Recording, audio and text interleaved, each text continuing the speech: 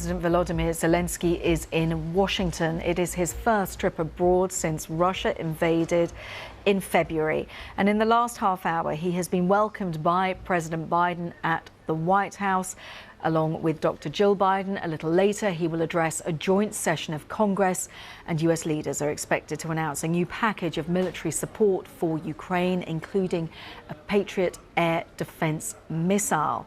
So let's get more on this. We can speak to Jill Sinclair, Canada's representative to the Ukraine Defense Reform Advisory Board, joining us live from Ottawa. Welcome.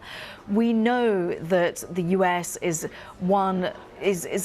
in terms of military support and in terms of financial support, is giving the most internationally to Ukraine. But just talk us through what we can expect to hear from Volodymyr Zelensky. What is it that he really wants?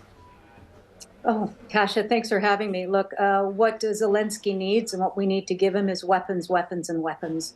Increasingly sophisticated, increasingly capable to enable Ukraine to continue this extraordinary fight that it's been waging against Russia in response to Russia's illegal invasion for 300 days. So weapons, weapons, weapons, and sustained political support.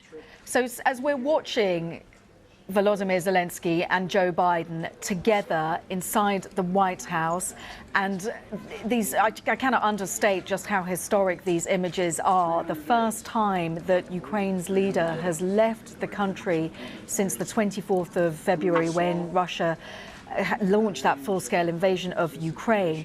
I just wonder, the imagery is not lost on us, but as you say, they need weapons and they need continued support. Is there appetite across the United States, given what so many different countries are facing, a cost of living crisis? Is there, Jill, appetite? And before I put that to you, let's hear in to what the president is saying. Continue to inspire the world. I mean that sincerely.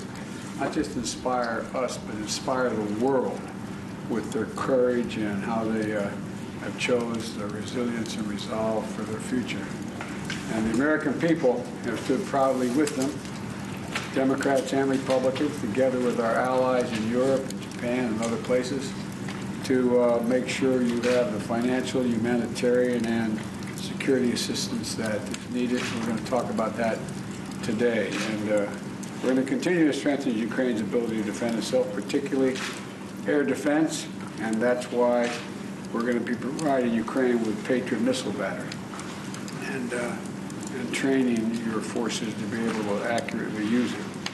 Together with our partners, we're also going to continue to impose costs on the Kremlin, and we'll support Ukraine pursuing a just peace. President Zelensky, the United States stands with the brave people of Ukraine. We stand with you. You've been a great leader. And by the way, we have a famous thing that occurs once a year. We pick the Man of the Year in Time magazine. You are the Man of the Year in the United States of America. And so welcome. We have a lot to talk about. The floor is yours, sir. Thank you so much, Mr. President. Great honor for me to be here. Dear journalists, I thank you so much for the invitation. I really wanted to come earlier.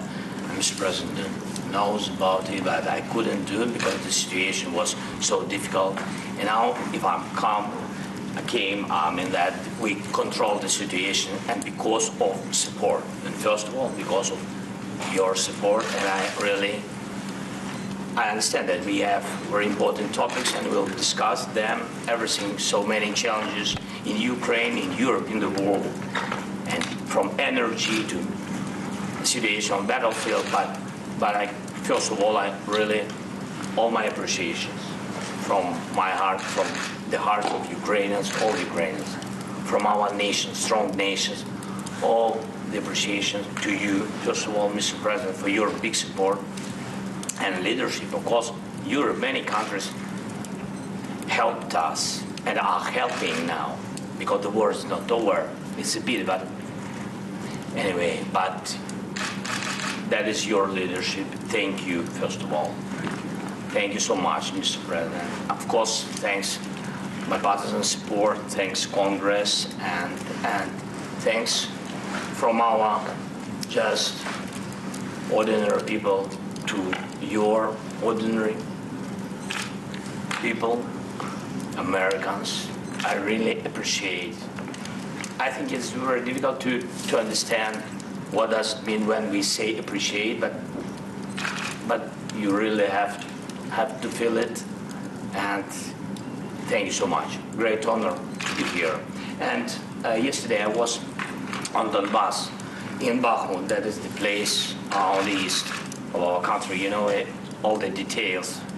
We had so many phone calls and spoke detailedly about it. And I want to give you something. One guy, he's really real hero, real captain, and he asked me to pass his award. And he asked me to pass his award to President Biden. You will understand. He is the captain of HIMARS battery.